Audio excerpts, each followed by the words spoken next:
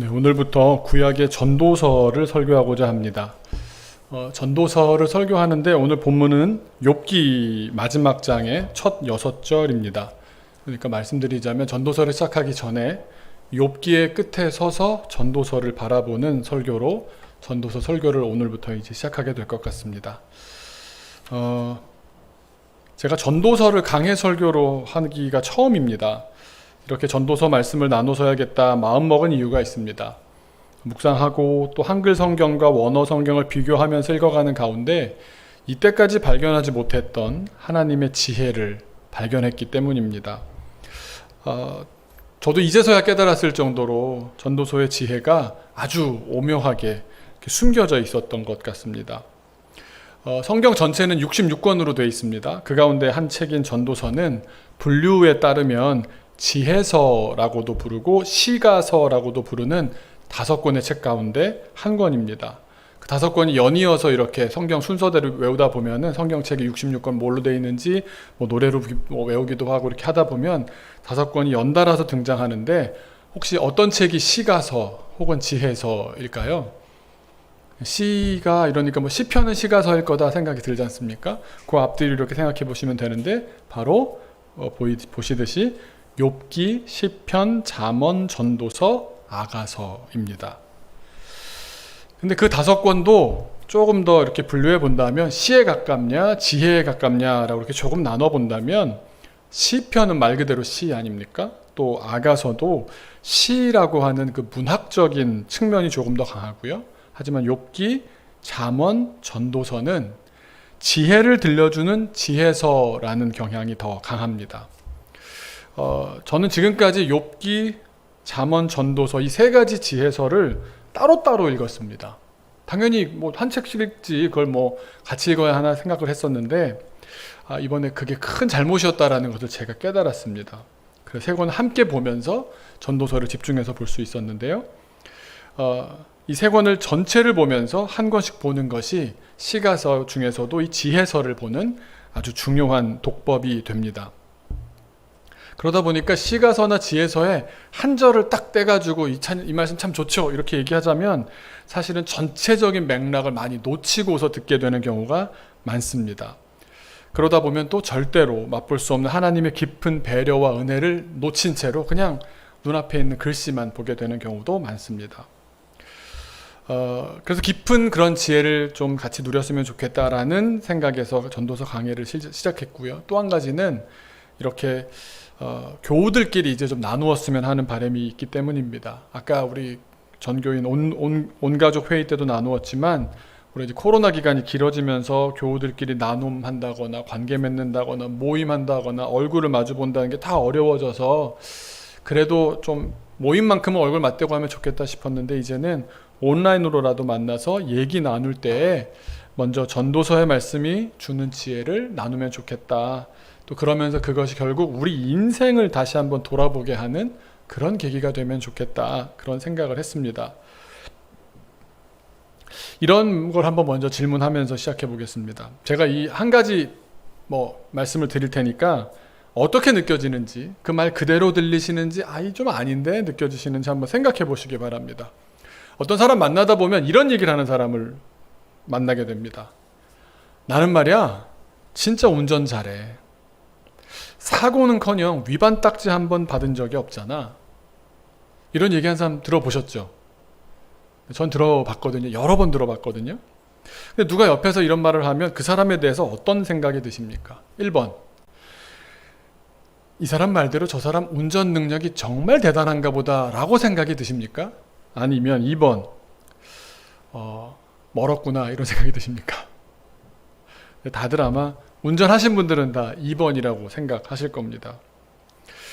보통 이런 말을 하는 사람은 운전을 많이 했던 사람이 아니라 이제 운전을 하면서 막 신나고 있는 사람일 확률이 높습니다. 갓 면허를 땄거나 이제 면허 딴 뒤에 차를 막 사가지고 막 도로 몇 번 주행했는데 나도 충분히 운전할 수 있네 이 기쁨에 도취되어 있는 경우가 많습니다. 이번에 전도서를 연구하는 가운데 어느 목사님께서 잠언, 욥기, 전도서 이 3가지의 지혜가 어떻게 다르면서도 보완적인가를 이 운전하는 일에 빗대어 설명하는 걸 듣고서는 무릎을 탁 쳤습니다. 제 버전으로 다시 바꾸어서 한번 이렇게 만들어 보았습니다. 여러분, 우리가 운전하는 목적이 크게 보면 두 가지입니다. 크게 보면 뭐냐면 어떤 목적지까지 간다라는 목적이 하나 있고요. 운전한 두 번째 목적은 가는데 그냥 가기만 하면 되는 게 아니지 않습니까? 안전하게 가는 것도 사실 숨겨진 큰 목적입니다.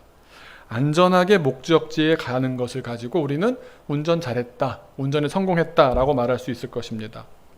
그런데 운전을 잘하는 게 쉬운 일이 결코 아닙니다. 저도 요즘 양재성 전사님을 보면 늘 그렇게 묻습니다. 살아있냐? 남을 해치진 않았냐? 이렇게 묻습니다. 이제 시작이기 때문에 갈 길이 멀다는 걸 저도 경험했고 다른 분들도 아시지 않습니까? 운전을 잘하기까지의 과정을 생각해 보면 이게 하루아침에 되지 않습니다. 과정이 있는데 첫 번째는 뭡니까? 운전 잘하려면 제일 먼저 뭘 해야 됩니까? 도로교통법을 비롯한 운전 관련 각종 법률과 운전법에 대해서 아주 정확히 알아야 합니다. 그래서 그걸 필기시험으로 공부해서 시험을 쳐서 합격해야 합니다. 법칙과 규칙, 규범을 잘 배우는 것이 첫걸음입니다. 규범을 잘 배우는 것이 첫걸음입니다. 운전을 잘하는 것도 이렇게 규범을 잘 아는 것이 첫걸음입니다. 그리고 사실 코스와 주행도 옆에 누가 앉아있으면서 이렇게 주행하지 않습니까? 그것도 법칙과 규칙, 규범을 잘 따르면 되게끔 설계되어 있습니다. 그 안에서 크게 벗어나지 않습니다. 그렇죠? 저 시험 봤을 때는 뭐 이렇게 손을 이렇게 내밀어서 뭐 T자 코스에서는 어디까지 손이 보이는 지점까지 가고 뭐 딱 어떤 틀이 있더라고요. 여기까지 잘하면 뭘 받습니까? 면허를 받습니다. 그럼 면허를 받으면 운전을 잘합니까? 뭔가 부족합니다. 제 아무리 필기시험을 100점 만점을 받았다고 해도 또 코스와 주행까지도 아무런 벌점 없이 잘 운전했다고 해도 그래서 면허까지 땄다고 해도 그 사람이 운전을 잘할 것이라고는 아무도 생각하지 않습니다. 뭐가 더 필요합니까? 경험이 필요합니다. 규범을 잘 지키는 것은 기본이고 경험까지 쌓여야 합니다. 지금까지는 정해진 코스, 돌발 상황이 없는 제한된 환경에서 규칙이 통하는 세계 속에서만 운전했습니다. 근데 도로에 옆에 탄 사람도 없이 옆에서 제동을 해주는 사람도 없이 혼자서 운전하면서 나가보면 그것만으로는 운전할 수가 없다는 것을 경험하게 됩니다. 흐름을 따라 운전을 해야 한다던가 그게 무슨 말인지 잘 모르죠. 왜 흐름이 뭐야? 뭐 운전 에티켓이라던가 뭐 이렇게 저렇게 하라, 뭐 고속도로 나갈 땐 앞에 앞차를 봐라, 뭐 이런 이야기들을 많이 듣게 되는데 뭔가 말만 들어서는 이해하기가 어렵지만 나도 그렇게 해보고 나면은 이해가 되는, 말 뜻을 알게 되는 그런 불문율 같은 것들이 있습니다. 시험에 나오지 않는. 그러니 많이 운전해야, 경험이 많이 쌓여야 운전을 보다 더 잘할 수 있는 그런 영역이 분명히 있습니다. 그런데 그렇다고 운전을 잘합니까? 조금 더 잘할 수는 있겠지만 잘합니까? 규범도 잘 알고 경험도 많이 쌓아서 운전할 수 좀 있게 됐다라고 할 때도 이게 문제가 뭐냐면 운전은 나 혼자 하는 게 아닙니다. 길에 나만 있는 게 아니지 않습니까? 그러다 보니까 상대가 뭔가 위태위태하다 싶으면 조심해야 됩니다. 뭔가 왔다 갔다 갈짓자로 간다 싶으면 도망가듯이 멀리 돌아가기도 해야 되고요. 차의 상태가 무슨 이상한 뭐 검은 뭐 연기가 난다 그러면 저거 좀 위험한가 보다. 또 어떤 사람이 요 정도 느낌 기울어지는 걸 보니까 저 사람이 지금 뭐 어떤 의도가 있는데 깜빡하고서 깜빡이를 안 넣나 보다. 뭐 이런 등등을 생각하다 보면 다른 운전자의 행동까지 예상하면서 운전해야 됩니다. 그걸 뭐라고 합니까? 방어 운전이라고 합니다. 자, 그렇게까지 하는 게 인간이 할 수 있는 최선이 아닐까 싶습니다. 그런데 그래도 사고 날 걱정이 없습니까? 가만히 있는데도 와서 들이받는 경우가 얼마든지 있지 않습니까? 제 가까운 분들 가운데 그렇게 세상을 떠나신 분도 있습니다. 자기는 신호 대기 중인데 건너편에 덤프트럭이 갑자기 술을 드신 분이 와서 받는데 방법이 없지 않습니까? 결과가 뭡니까? 결론이 뭡니까? 우리는 운전을 잘할 수 있다라고 말할 수 있는 존재가 아니라는 겁니다. 잠언은 성경의 잠언은 이 지혜서 가운데 세 책 중에 제가 처음에 얘기하고 싶은 이 잠언은 규범적인 책입니다. 규범적인 책. 처음 운전을 배우려면 기초적인 교통법규며 차량에 대한 상식들을 배워야 하는 것처럼 이론적이고 패턴적인 공부를 반드시 해야 합니다. 우리 인생도 그렇습니다. 어릴 적에 한 사람이 1년 평생 예수를 믿는다고 그러면 어릴 적이 되겠고, 또 신앙을 갖게 되는 그 신앙의 처음 시기에, 또 어느 영역에서 뭔가를 처음 시작하는 시점에 우리는 어떤 지혜서를 많이 읽어야겠습니까? 잠언을 많이 읽어야 합니다. 잠언이 주는 지혜가 참 유익합니다. 그래서 잠언을 보시면 실제로 곳곳에 이런 표현이 나옵니다. 내 아들아, 내 아들아. 마치 백발의 노인, 인생살이의 고수가 들려주는 손주뻘 되는 젊은이들을 가르치려고 하는 그런 말과 같습니다. 신앙적인 삶의 근간은 잠언을 많이 읽음으로써 확립될 수가 있습니다. 참으로 유익한 책입니다. 이게 이런 것 같습니다. 예전에 제가 독일어를 전공했는데 처음 들어가면요, 방법이 없습니다. 새로운 세계를 처음 받아들일 때 어떻게 해야 됩니까? 무조건 외워야 합니다. 이 시기를 반드시 거쳐야 됩니다. 매주 이번 주에는 관사 변화, 다음 주에는 동사 변화, 다음 주에는 명사 변화, 그 다음 주에는 강 변화, 계속 외울 것이 얼마나 많은지 모릅니다. 고3처럼 대학교를 들어갔는데도 고3처럼 매주 뭘 외우고 있는 겁니다. 그때 바로 저희 옆이 프랑스어과였는데요. 저기는 저희랑 완전 분위기가 달라. 희희낙낙인 겁니다. 왜냐하면 상대적으로 독일어에 비해서 프랑스어가 법칙이 적습니다. 문법적으로 실제로 라틴어 계열이 법칙이 상대적으로 적습니다. 그러다 보니까 학기가 시작됐는데 저희 과는 울상이고 저 과는 희희낙낙이었습니다. 또 보면은 프랑스가 왠지 더 이렇게 낭만 있어 보이잖아요. 독일어 과는 좀 뭔가 어디 가서 이렇게 처박혀서 맥주만 마실 것 같고 분위기가 다르거든요. 발음도 유려하고 부드럽고 법칙도 적고 외울 양도 적으니까 좋아 보입니다. 그런데 학기 말이 가고 2학기가 되면 역전이 됩니다. 왜냐하면 독일어는 법칙이 많은 대신 상대적으로 불규칙이 적습니다. 그런데 프랑스어는 갈수록 힘들어집니다. 규칙은 적은데 관용어구가 너무 많습니다. 그러니까 다 이렇게 말했으니까 되는 걸로 하자라고 해버린 것들이 개별 경우들이 너무나 많아요. 결국은 뭐냐면 이걸 다 외워야 됩니다. 그래서 이런 말이 있습니다. 저희 학교에서 했던 말들이 독일어과는 울고 들어갔다가 웃고 나온다라고 하고 프랑스어과는 웃고 들어갔다가 울고 나온다. 그런 얘기도 있었습니다. 무슨 말이겠습니까? 법칙을 잘 알아야 뭔가 새로운 세계를 이해하기 위해서는 법칙을 잘 알아야 한다. 이것이 처음이라는 겁니다. 그 다음에 불규칙까지 알면서 완성되어 가는 겁니다. 규칙입니다. 잠언의 내용들은 규칙입니다. 그리고 대개 권선징악적인 패턴이 주를 이룹니다. 그래서 제가 아는 분 가운데 아주 전통적인 한국 문화에 계셨던 분이 예수님을 처음 믿었는데 잠언을 읽으시다가 이런 말을 하는 걸 직접 들었습니다. 이거 완전히 유교 경전 같아. 네? 이거 명심보감 동몽선습. 그러니까 애들한테 예절을 가르쳐주는 인륜지는 어떻게 살아야 되는지 이런 얘기 하지 않습니까? 사람이라면 이렇게 살아야 돼. 이렇게 사는 것이 너한테 유익해. 이게 다 유학은 그 내용 아닙니까? 잠언이랑 비슷하다는 겁니다. 그러니까 일반적으로 누구나 다 아는 그렇게 인간이라면 이렇게 살렴 하는 그런 패턴이 잠언의 주류를 이룹니다. 성경적으로 살짝 비틀어 말해본다면 이렇게 살면 이런 복을 받는다라는 내용이 잠언의 주류입니다. 신학적으로는 이렇게 말합니다. 규범적인 지혜를 알려주는 책이다. 잠언은 규범적인 지혜를 알려주는 책이다. 그런데 문제가 어디서 발생하느냐? 규범대로만 살면 다 복을 받느냐? 다 형통하느냐? 과연 그렇습니까? 성경에는 규범을 너무도 잘 지키며 역대급 신앙을 보여준 사람이 등장합니다. 그런데 그는 그렇게 완벽하게 살았음에도 낭패를 보고 말았습니다. 그 이야기가 잠언보다도 더 길게 나옵니다.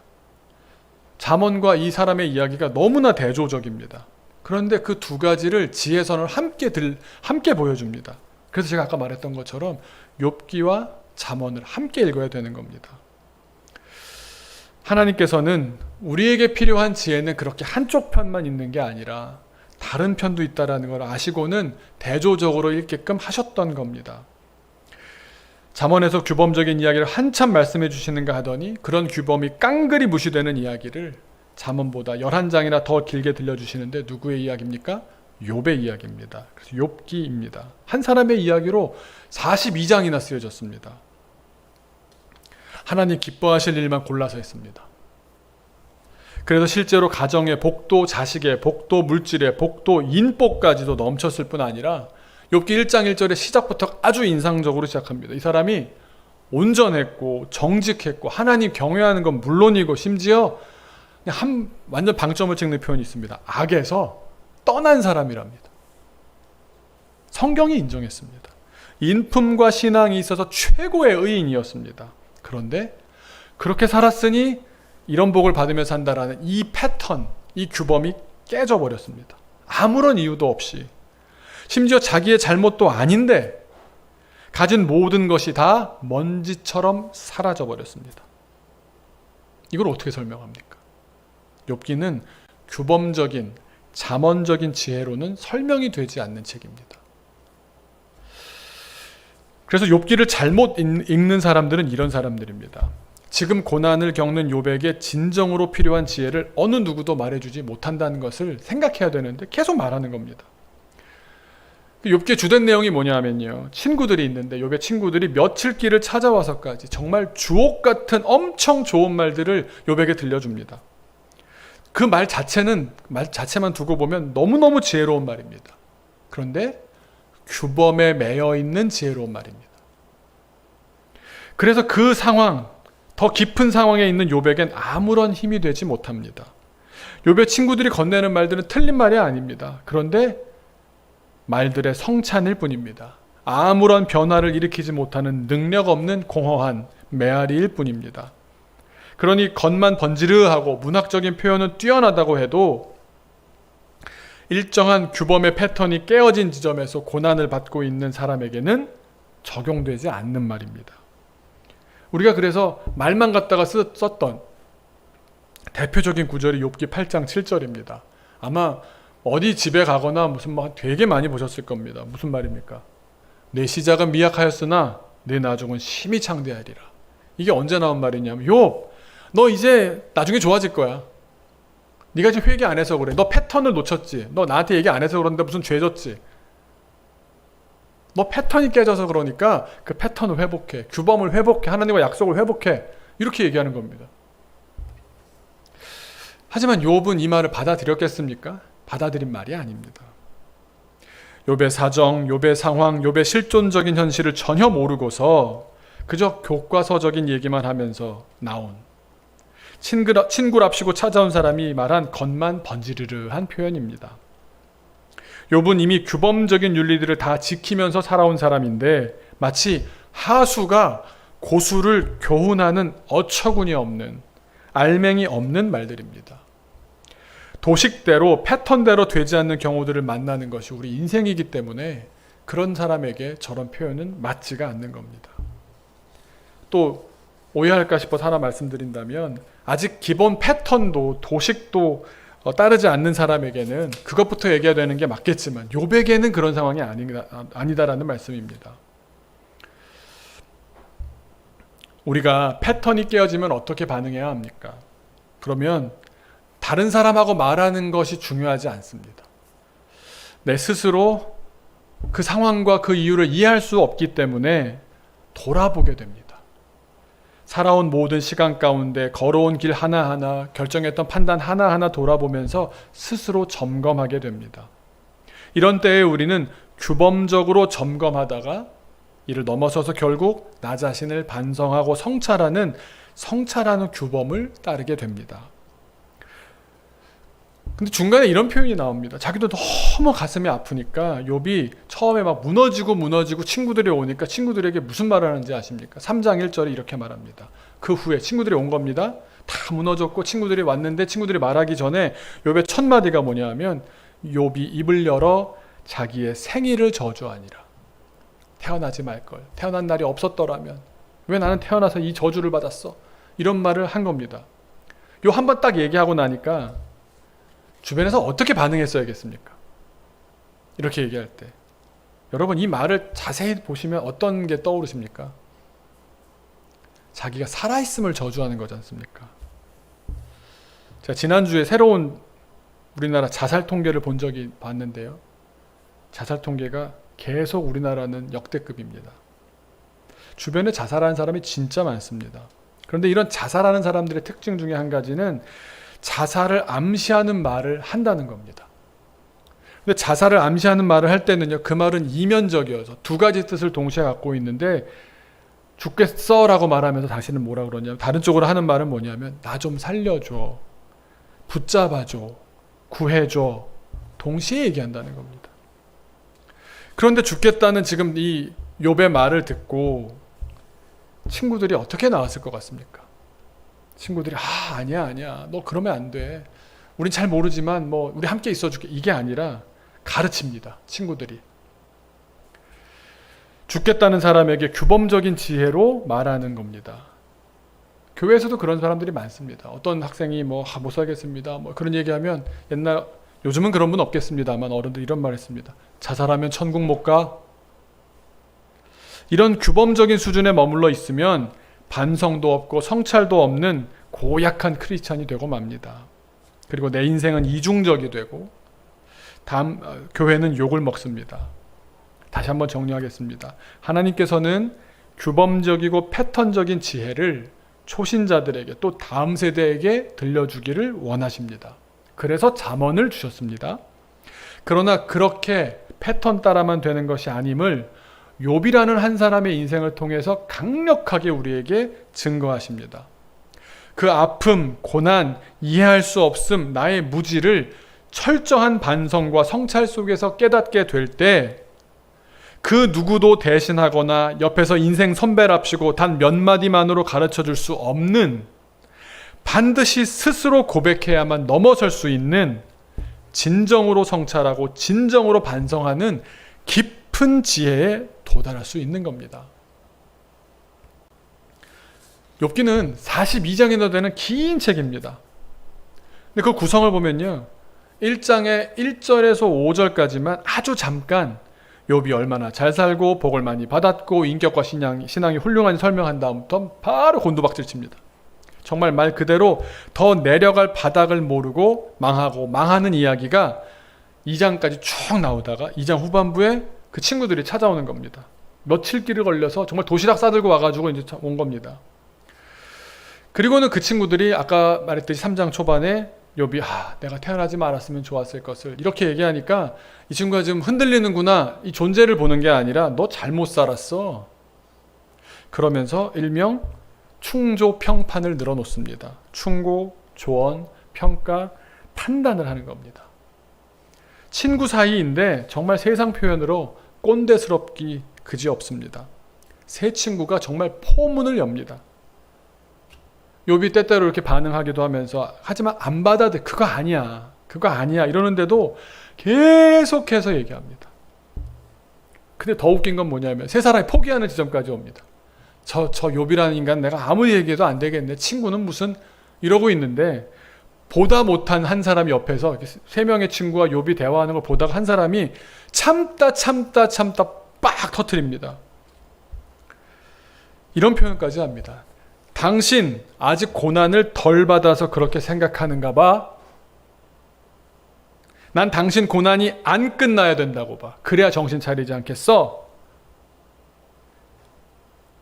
충조 평판을 넘어서 아예 악담을 쏟아 넣습니다. 이 사람이 엘리후라는 사람인데 욥만 비난한 게 아니고요, 설득에 실패한 세 친구까지도 아주 싸잡아서 욕합니다. 그런데 웃긴 게 뭔지 아십니까? 세 명의 친구와 이 엘리후라는 사람, 네 명이 욥을 가운데 두고 계속 말을 했잖아요. 그런데 이 엘리후라는 사람이 제일 인생을 짧게 산 사람입니다. 제일 어린데 말은 제일 세게 합니다. 성경이 뭘 보여주려고 하는 걸까요? 성경이 뭘 우리에게 말씀해 주고자 하시는 걸까요? 규범적인 지혜만으로 안 되는 세계가 있다는 겁니다. 패턴대로 살았을 때 복받는, 우리 선대 교회에서는 그렇게 말하면, 이렇게 기도 많이 하면 복받습니다, 이렇게 해왔죠. 근데 살아보니까 꼭 그렇지만은 않더라에 우리는 지금 도달해 있지 않습니까? 누군가 우리 곁에 있는 한 사람이 반성하고 성찰하며 인생을 돌아봐야 하는 시간을 지내고 있다면 깊이의 시간을 그가 홀로 걸어가야 하는 때라는 것을 알아야 합니다. 우리 때때로 그렇습니다. 패턴대로, 공식대로, 규범을 따라 사는 것이 정상입니다. 그러나 그게 막히는 때가 옵니다. 그때는 깊어져야 하는 때입니다. 주님의 깊은 지혜를 맛보아야만 이겨낼 수 있고, 그런 과정을 통해서만 알게 되는 하나님과의 깊은 만남이, 깊은 사귐이 있는 겁니다. 욥기 전체에서요, 욥기 그 세 친구의 충조 평판이 무려 3장부터 31장까지 나옵니다. 이어서 나이 어린 그 엘리후의 일장 연살이 32장에서 37장까지 나옵니다. 그러니까 전체 42장 가운데 몇 퍼센트입니까? 전체 35장이 규범적인 잠언적인 지혜를 끌어다가 욥을 가르치려고 하는 것이 틀렸다라는 걸 보여주는 말입니다. 성경을 잘못 읽으면 이 말들이 다 좋으니까 하나하나 좋은 말 갖다 쓰려고 하는데 그 말은 아무런 능력이 없는 말인 겁니다. 그러다가 욥이 언제 변화합니까? 언제 변화합니까? 38장부터 변화가 시작되는데 38장 1절과 2절에 드디어 하나님의 음성이 들립니다. 친구들의 목소리가 아니라 하나님의 음성이 들리는데 38장 1절과 2절 이렇게 기록합니다. 그때 여호와께서 폭풍우 가운데에서 욥에게 말씀하여 이르시되, 뭐 영화 같지 않습니까? 막 우르르 쾅쾅 그러면서 목소리가 팍 들리신 겁니다. 무지한 말로 생각을 어둡게 하는 자가 누구냐? 누구겠습니까? 그 친구 4명 아닙니까? 아는 거라고는 그 규범적인 지혜밖에 없으면서 그걸 가지고 생각을 어둡게 하는 자들아 조용히 해라 이거 아닙니까? 근데 그 말씀을 들은 욥은 그게 접니다. 저도 역시 별반 다르지 않습니다. 받아들입니다. 그래서 하나님께서 말씀하시고 욥이 40절에 잠깐 또 42장에 대답하는 것이 마무리까지 이어지는데 하나님께 철저하게 회개하면서 진정한 마음의 고백으로 대답합니다. 그것이 바로 오늘 본문 42장 1절로 6절입니다. 우리 한번 6절은 한 목소리로 읽었으면 좋겠습니다. 42장 욥기 마지막 42장의 첫 6절입니다. 시작. 욥이 여호와께 대답하여 이르되 주께서는 못하실 일이 없사오며 무슨 계획이든지 못 이루실 것이 없는 줄 아오니 무지한 말로 이치를 가리는 자가 누구니이까? 나는 깨닫지도 못한 일을 말하였고 스스로 알 수도 없고 헤아리기도 어려운 일을 말하였나이다. 내가 말하겠사오니 주는 들으시고 내가 주께 묻겠사오니 주여 내게 알게 하옵소서. 내가 주께 대하여 귀로 듣기만 하였사오나 이제는 눈으로 주를 배움나이다. 그러므로 내가 스스로 거두어 드리고 티끌과 재 가운데서 회개하나이다. 깊어진 겁니다. 규범적인 신앙에서 성찰하는 신앙으로 깊어진 겁니다. 사랑하는 중심교회 교우 여러분, 여러분 인생이 정말 패턴대로 권선징악으로 진행되던가요? 착하게 살았더니 좋은 결과가 오던가요? 왜 안 그렇습니까? 운전하고 있는데 난 잘 지키고 있는데 왜 사고가 납니까? 악한 세력이 있기 때문입니다. 내 맘대로 되지 않는 게 있기 때문입니다. 패턴이 깨지고 권선징악이 이루어지지 않는 세상, 그런 이해할 수 없는 시기를 우리가 살게 된다면 살 수밖에 없죠. 어떻게 살아야겠습니까? 특별히 지금은 우리의 현재는 패턴대로 돌아가지 않는 시대입니다. 아무도 경험해보지 못했던 세상을 누구의 잘못 때문인지 명확하지 않은 채로 모두가 고통받으며 살아가고 있습니다. 이런 세상 다 처음 살아보고 있습니다. 그러니 지금은 규범적이고 권선징악적이고 패턴에 잘 맞는 지혜만 구할 때가 아닌 겁니다. 우리는 억지로라도 시대가 우리에게 요구하는 것은 깊어지라고 말하고 있습니다. 욥과 같은 고난을 겪고 있는데 깊어지지 않는다면 이 기간이 지난 다음에 우리는 그냥 예전하고만 똑같았으면 좋겠다라고만 생각하면서 이 기간에 그냥 내 인생에 인연은 없어 라고 하면서 지나가 버린다면 반드시 얻어야 했던 지혜를 놓치고 마는 것입니다. 여전히 우리는 삶을 살아가는 기본적인 틀은 패턴과 기본 규범으로 살아가야 될 부분이 많습니다. 하지만 그 가운데 이런 일을 겪고 있다면, 이런 코로나 기간의 시간들, 관계적인 고민들, 또 풀리지 않는 일들로 말미암아 고난을 겪게 된다면 더 깊은 성찰적인 진정한 지혜에 도달하기를 주님께서 원하시기 때문인 줄로 믿으시기 바랍니다. 특별히 전도서는 잠언의 규범적인 지혜와 욥기의 반성적인 지혜가 골고루 적절하게 잘 섞여 있는 지혜의 책입니다. 그 전도서를 보시면 주로 물론 잠언보다는 욥기에 가깝습니다. 그러나 그 안에 우리가 할 바를 다 하는 삶과 그 규범대로 하나님 앞에 충성하는 삶 가운데 이해할 수 없는 일은 또 어떻게 맞이해야 되는지까지를 알려주는 참된 지혜의 책입니다. 바라건대 우리가 이 전도서의 말씀으로 깊어지기를 소망합니다. 또 하나님께서 이 전도서를 같이 말씀을 나누는 가운데 하나님께서 예비하신 깊은 은혜를 나누고 누리고 또 코로나의 짙은 어둠도 우리가 영적으로도 이겨낼 뿐만 아니라 이 공부를 하는 가운데 사회적으로도 하나님께서 해결해 주시면서 정말 코로나가 뭐 끝난다 혹은 좀 이렇게 with 코로나로 넘어간다라고 할 때 우리가 영적으로 또 윤리적으로도 준비되어 있기를, 신앙적으로도 준비되어 있기를 이 전도서를 같이 읽어가면서 공부하면서 우리가 깨닫게 되기를 간절히 바랍니다. 새로운 세상 가운데 우리가 멋지게 준비되어 살게 되기를 주님의 이름으로 축원합니다. 우리 기도하겠습니다. 하나님, 우리가 잘못한 것도 아니고 누가 잘못한지도 모르는데 지금 우리는 그 고통을 집단적으로 2년여나 겪어가고 있습니다. 빨리 지나갔으면 좋겠다라고만 생각하면서 그냥 지나가리라 혹은 그냥 가만히 있으면 버티다 보면 지나가겠지. 하지만 주님, 이 시간은 우리가 정신적으로 영적으로 우리가 집중해서 오히려 내적으로 역동적인 시간으로 보내야 될 줄로 믿습니다. 주님, 깊어지라 하시는 이 시간에 우리가 더 깊은 주님의 말씀 가운데 서게 하여 주옵소서. 잠언을 통해서 주셨던 그런 말씀들 하나하나 지키고 따르고 규범을 우리가 생각하면서 지켜갔지만 주님, 이런 억울한 일이 어디 있습니까? 내가 잘못한 것도 아닌데 이 고통을 왜 당해야 합니까?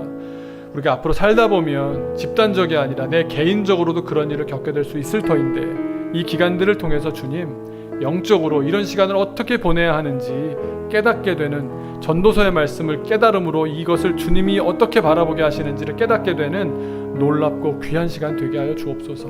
이제 곧 끝날 줄로 저희는 믿습니다. 그런데 준비 없이 그냥 지나가 버린 시간이 아니라 내가 오히려 이 기간 가운데 정말 신앙적으로 잘 준비되고 잘 예비되어 있는 사람으로 주님께서 세워주시기를 간절히 소망합니다. 이 전도서의 말씀이 설교를 통해서 또 우리 구역 모임을 통해서 이루어질 때 그 말씀을 통해서 온 교우들이 이 고난을 이겨내는 깊은 지혜에 도달하는 놀라운 역사가 있게 하여 주옵소서. 감사드리며 예수님의 이름으로 기도하옵나이다. 아멘.